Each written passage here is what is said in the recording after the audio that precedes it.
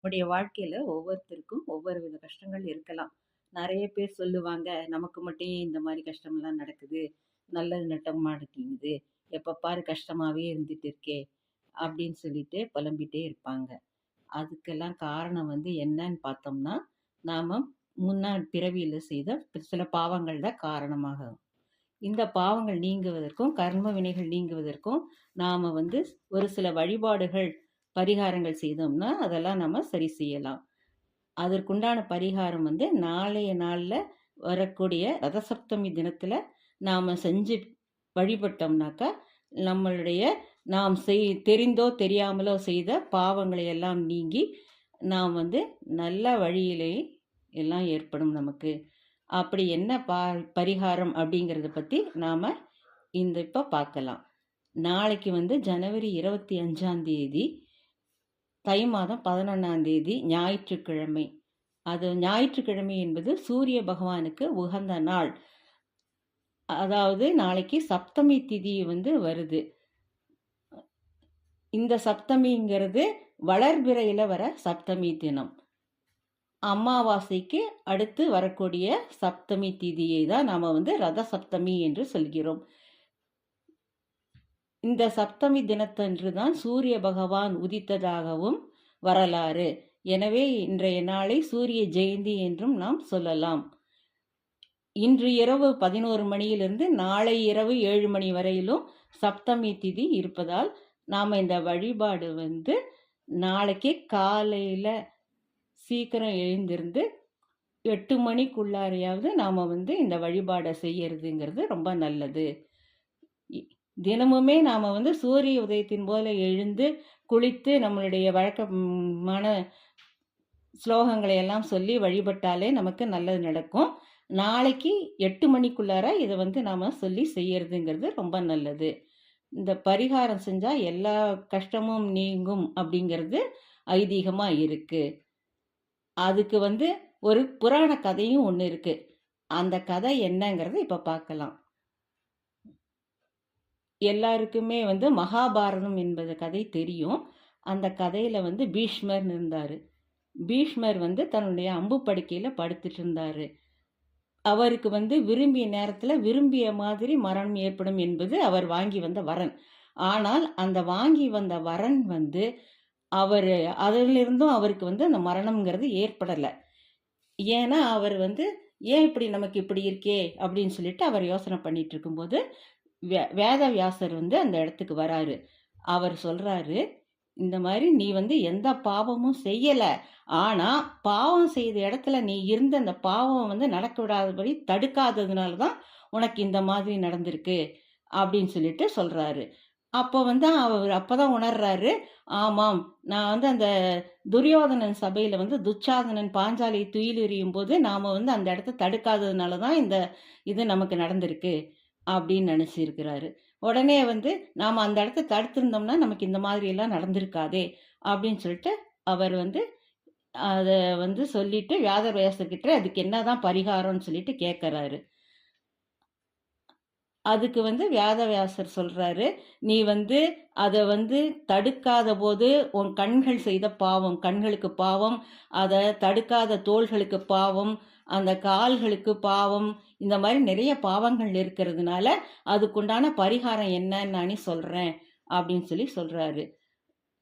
இந்த பாவம் தீர்றதுக்கு என்னன்னு மறுபடியும் பீஷ்மர் கேட்கும்போது, சூரியனை வழிபட்டு எருக்க இலையை பிழிஞ்சு இதை பண்ணாக்கா உனக்கு நீ செஞ்ச பாவம் எல்லாம் போகி நீ நினைக்கிற மாதிரி உனக்கு மரணம் உண்டாகும் அப்படின்னு சொல்றாரு. ஆனா அப்போ உடனே வேதவியாசர் என்ன பண்றாரு, நானே அந்த பரிகாரத்தை உனக்கு செய்யறேன் அப்படின்னு சொல்லிட்டு அவர் எருக்க இலை கொண்டு வந்திருப்பாரு. அந்த எருக்க இலையை அவருக்கு கண்ணில் 2, தோல்ல 2, காலில் 2, தலையில அந்த மாதிரி எல்லாம் வச்சு அந்த மாதிரி அவர் வழிபட்ட உடனே அவருக்கு நல்லபடியா மரணமும் ஏற்படுது. அதனே கொஞ்ச நேரத்துல பீஷ்மர் இறந்துடுறாரு. இறந்த உடனே தர்மர் கேட்கிறாரு, பீஷ்மர் பிரம்மச்சாரியா இறந்துட்டாரே, இவருக்கு காரியமெல்லாம் யார் பண்றது, தர்ப்பணம் எல்லாம் யார் செய்யறது அப்படின்னு சொல்லி கேட்கிறாரு. அப்படி கேட்கும்போது அவர் சொல்றாரு, பீஷ்மரை பொறுத்தவரையில் அவர் ரொம்பவும் நேர்மையானவர், நல்லவர். எனவே அவருக்கு வந்து அவருக்காக இந்த பாரதத்தில் உள்ள எல்லா மக்களுமே வந்து அந்த நாள்ல வந்து அவருக்கு தர்ப்பணம் குடுப்பாங்க. உலக மக்கள் அனைவருமே பீஷ்மருக்காக தர்ப்பணம் பண்ணுவாரு. அவர நெனச்சு அந்த நாள்ல எல்லாருமே வழிபாடு செய்வாங்க. ரத சப்தமி அன்னைக்கு அப்படின்னு சொல்லிட்டு சொல்றாரு. அதன்படி தான் நாம வந்து இந்த எருக்க இலைய வச்சு நாம வந்து ரத சப்தமி அன்னைக்கு குளிச்சு வழிபாடு செய்யறது அப்படிங்கிற ஒரு ஐதீகத்த வச்சிருக்கிறோம். அந்த நாள்ல வந்து நாம வந்து பீஷ்மருக்கு தர்ப்பணம் குடுக்கிற மாதிரி நம்ப வீட்ல இறந்து போன முன்னோர்களுக்கும் நாம வந்து தர்ப்பணம் குடுக்கலாம். அதனால நம்மளுடைய பாவங்கள்லாம் நீங்கி, நம்ம மனம் வந்து ஆறுதல் அடைஞ்சு, நம்ம வேண்டிய பலனை எல்லாம் நம்ம அடையலாம். ஒரே வரியில சொன்னோம்னாக்கா, சகல சம்பத்துகளும் நமக்கு வந்து உண்டாகும். இதை செய்வதன் மூலம் அப்படின்னு நம்ம தெரிஞ்சுக்கலாம். இப்ப வந்து எருக்க இலை குளியல் அப்படிங்கிறதுனா என்ன? அப்படிங்கிறத பத்தி நாம பார்க்கலாம். இப்போ எருக்க இலைங்கிறது வந்துட்டு எல்லாருக்குமே தெரியும். வெள்ளை எருக்கு, பச்சை எருக்கு இந்த மாரி எருக்க இலையில 2 விதம் இருக்கு. ஏதாவது எருக்க இலைய வந்து நாம இலைகள வந்து ஒரு 7 இலை எடுத்து ஒவ்வொருத்தருக்கும் 7 இலை வச்சு குளிக்கிற மாதிரி நாம வந்து அன்னைய தினத்தில அந்த குளியல செய்தோம்னா ரொம்ப நல்லது. இப்ப வந்து எருக்க இலையில் உள்ள நல்ல அந்த வழுவழுப்பான பகுதி இருக்கு இல்லையா? அந்த வழுவழுப்பான பகுதியில ஒன்றன் மேல ஒன்றாக 7 இலைகளை அடுக்கி, அந்த 7 இலைகள் மேல பெண்களாக இருந்தால் நாம வந்து அதற்கு மந்திர மந்திராட்சதைன்னு சொல்லுவோம் இல்லையா? அந்த மஞ்சள் கலந்த அட்சதை. அந்த அட்சதையை வச்சு நாம வந்து அத வச்சு நாம அன்னைக்கே வந்து நாம ஸ்நானம் செய்யலாம். அதே வந்து ஆண்களாக இருந்தோம்னாக்கா, அந்த 7 எருக்க இலையில வந்துட்டு, நம்ம தலை மேல வச்சுட்டு, அதுல வந்து நாம வந்து அட்சதை கூட எள்ளு வச்சு நாம வந்து அத ஸ்நானம் செஞ்சு, நாம அன்னைத்து ஸ்நானத்த நாம இது பண்ணிக்கலாம். அப்படி செய்யும்போது நாம என்ன செய்யணும்னாக்கா, சூரிய பகவானை நெனச்சுக்கிட்டு நாம வந்து குளிச்சுட்டு, நாம வந்து வழிபாடு செஞ்சு செய்யறது நல்லது. நாம குளிச்சுட்டு இத வந்து கூடுமான வரையிலும் நாம வந்து சூரிய ஆரம்பிச்சதுலேருந்து ஒரு 8 மணிக்குள்ளார நாம செஞ்சாக்கா ரொம்பவும் விசேஷமான பலனை நமக்கு கொடுக்கும். இப்படி நாம ஸ்நானம் செஞ்ச பிறகு, நம்ம வீட்ல கிழக்கு முகமா சூரியன் இருக்கக்கூடிய திசையை பார்த்து, த தரையில வந்து நம்ப ரதம் அப்படிங்கிற மாரி ஒரு தேர் கோலம் ஒண்ணு நாம போட்டுட்டு, அந்த கோலத்துக்கு வந்து புஷ்பத்த வச்சு அர்ச்சனை பண்ணி, தீபாராதனை காமிச்சு, நாம வந்து நம்ம இடது கையால வந்து ஒரு பஞ்சாத்திர உத்திரணியில தண்ணிய வச்சு நாம இது பண்ணிட்டு, அத வலது கையில வந்து அத வந்து 2, 3 சொட்டா அப்படி அப்படியே விட்டு நாம வந்து தரையில விட்டு நாம அந்த பூஜைய முடிச்சுக்கலாம். இந்த பூஜைக்கு என்ன நெய்வேத்தியம் நம்ம செய்யணும் அப்படின்னோம்னாக்கா, நாம வந்து நம்மால முடிஞ்ச அளவுக்கு சர்க்கரை பொங்கல் செய்தா நல்லது. அதேபோல அன்னைக்கு உளுத்த வடை செஞ்சு நெய்வேத்தியம் செய்யறது நல்லது. இது எதுவுமே நம்மளால செய்ய முடியல அப்படின்னு நெனச்சோம்னா, நாம வந்து கோதுமை இருக்கு இல்லையா? அந்த கோதுமை தானியத்த கூட நாம வந்து அந்த இடத்துல வச்சு நெய்வேத்தியம் செஞ்சு, நம்ம அந்த பூஜையை முடிச்சுக்கலாம்.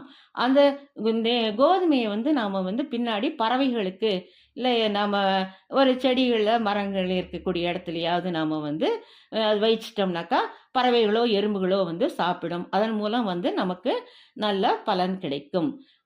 குறைஞ்சபட்சம் நாளைக்கு யாருக்காவது உணவளிக்கிறது, அந்த மாதிரி ஏதாவது நாம சில நன்மைகளை செய்தோம்னாக்கா, நம்மளுக்கு பலன் இன்னும் அதிகமாக கிடைக்கும்.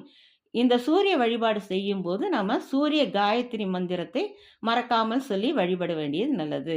ஓம் அச்சத்வஜாய வித்மகே பாசஹஸ்தாய தீமகி தன்னோ சூரிய பிரச்சோதயாத் அப்படிங்கிற மந்திரத்தை நம்ம சொல்லலாம். முடிஞ்சவர்கள் ஆதித்ய ஹிருதய சோஸ்திரத்தையும் நாளைக்கு பாராயணம் செய்வது நல்லது. இது எதுவுமே சொல்ல முடியலை அப்படின்னு நம்ம நினைச்சோம்னாக்கா, ஓம் சூரிய பகவானே போற்றி, ஓம் பாஸ்கராய நமக அப்படின்னு 2 சூரிய வழிபாடு நம்ம செஞ்சுட்டு நம்ம வழிபாட்டை முடிச்சுக்கலாம். இதன் மூலம் நமக்கு எல்லா விதமான நன்மைகளும் கிடைக்கும். அனைவருக்கும் எல்லா விதமான நன்மைகளும் சகல சம்பத்தும் கிடைக்கட்டும் என்று வாழ்த்தி விடைபெறுகிறேன். நன்றி.